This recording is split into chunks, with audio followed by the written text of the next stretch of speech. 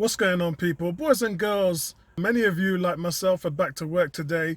So I hope everything is going well and that you're integrated back into the working system. Be careful, guys. Remember, take care of your hygiene because COVID is everywhere. And I hope you guys have had your boosters. So let's move on.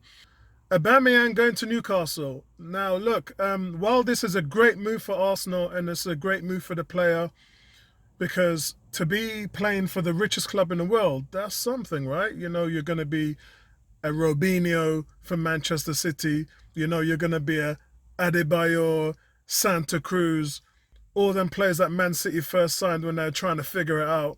Well, you're going to be on that level. But the danger for Newcastle is that if you start to invest this money in older players who are on the downside of their career, who are costing you a hell of a lot of money, and you get relegated, that could be a disaster. That could be an absolute disaster. And I think when we mention names like Aaron Ramsey and Aubameyang, then I think that the template of your team is a bit off. I mean, Aubameyang's had 4 goals in 14 league games. He's not been at his best.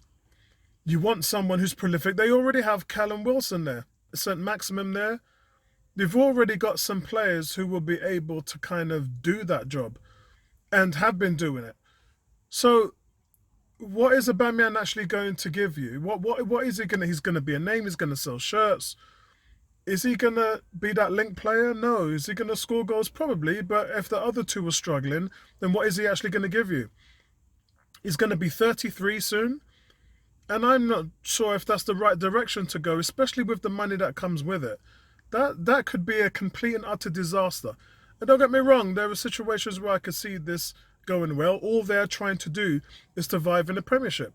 But in my opinion, as I told Alex from Cannon Fodder this morning, I think what Newcastle need to do is they need to look after the midfield and they need to invest in the defence. That's what they need to do. Spending 20 million or getting a striker on loan and paying him 250, 350 grand a week is not the right way to go around trying to get out of that situation. And like I said, look, if it works for them, it works for them. But I think it's a bad move. Anyhow, Nketiah has been contacted by Bayer Leverkusen as a way out. So they're in negotiations at the moment. There's nothing been said whether it's a loan or whether they'll take him off the books or it's something as a pre-contract. Remember, they're allowed to sign pre-contracts with clubs outside of the Premiership. So it could be just that they're trying to figure out what he wants to do for the summer and offer him a deal there. And if the deal is lucrative, he can sign it. And if he signs it, there's absolutely nothing we can do. Simple as. And I wouldn't expect Bayer Leverkusen to be the first team to do that. I would expect more teams to be coming in for Nketiah. But, you know, we're already a couple of days into the transfer market, and these are the things that we were seeing that were going to happen, and they're happening. As for Fiorentina, they've agreed to put forward the 12 million euros needed to sign Lucas Torreira. So it looks like now that Lucas Torreira wants to go. I mean, he hasn't been at Arsenal for a couple of seasons now, and he's always had the intention of not coming back and playing for Arsenal again. You all saw the cheeky little smirks and emojis, and that's just like him. Just, you know, he's burnt his bridges. It's never going to happen. And the club just want to move him on. So if that happens, that'd be a decent return on him. I mean, he's been dead for a long time here at the club. To pocket 12 million euros for him, that would be something. Better than him going out loans, and running down his contract. At least if that can happen, it would be all right. Remember, guys, people forget Torreira's 24 years old. He's not that old. It's quite a good deal, especially in the Italian league, where he's done really well. So, look, good luck to him, and whatever will be, will be. Also, another thing, the good news is that Mikel Arteta will be in the dugout for the Liverpool game. So that's going to be pretty good. I mean, as I said, when I was watching the Arsenal game against Man City, his wife must have had to order a new TV from Curry's PC World.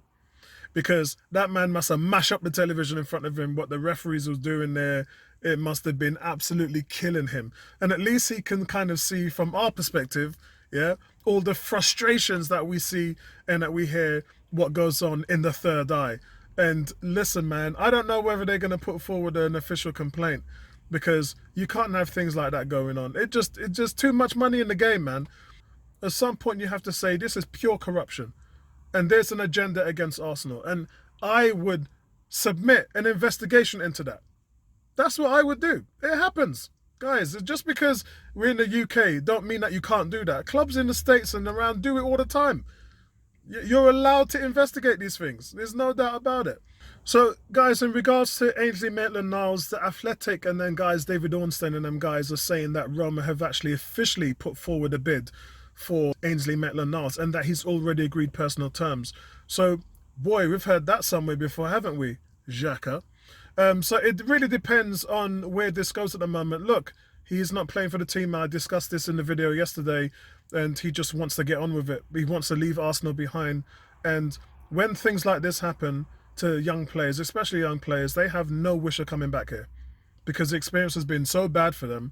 And even on a level where last summer, if the club knew where his stance was, the right thing to do would have said, okay, bro, we're going to let you go. We're going to give you what you want. And at least you can then respect the club. You've been at the club since you was 10 years old.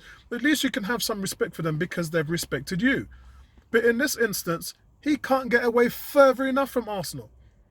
Yeah, he can't wait to leave. That's in their own making. So I really hope that something does happen with it. We know Jose Mourinho's already got Tammy Abrahams trying to get Xhaka, really trying to build a Premier League team, contingency team right there in Italy. So look, I just wish him all the best, and if it works out for him, then it works out. But as far as the strikers go, yesterday we talked about Alexander Isak. The shortlist there is still obviously Ollie Watkins and still Dominic Calvert-Lewin as well as Isak. I mean, that hasn't changed. It's been that way for a while. But as I said, I would definitely talk to Lacazette and see if that's an option as well. Look, the worst thing he could say is no. He's already turned down an extension or two. So if it happens, it happens. But Arsenal still have to go with it and see where they come out with it. My only issue is, why aren't you giving Martinelli a chance? That's my only issue. Like, how could you not look at Martinelli as a chance, knowing that Smith Rowe can already go and play on the left? I think that we should not discount the fact that we can do that. And it will cost us nothing because all of that is already in-house. And if that is the case, if you start Odegaard at the 10, Saka on the right, Smith Rowe on the left, and the point anchor man goes to Martinelli, then really all you're looking for is guys to facilitate the squad. All you're looking for is the Sambi Lokonga and the Tavares type of players who can come in, very talented, go in and do a job and push for a starting role. That's all you're doing at that level. And that isn't going to cost you 50 million. We know that those players only cost 17, 13 million. So if you're doing that, I think for me, that's the safer play, especially with how tight the money situation is. I know fans want to see the glory buys, the 50, 60, 70 million, but that can't happen all the time. And forecasting is something that Arsenal have to do because you've already lost 40 million plus every season for the last 2 years now. You know, you're 82 million in deficit. So I would like to see some brains behind the program at the moment now and start to use what you've got in-house. That's what I would like to see. So guys, listen, that's the breakdown for today. That's what's happening out there at the moment. And I'll speak to you guys in the next one. Peace out.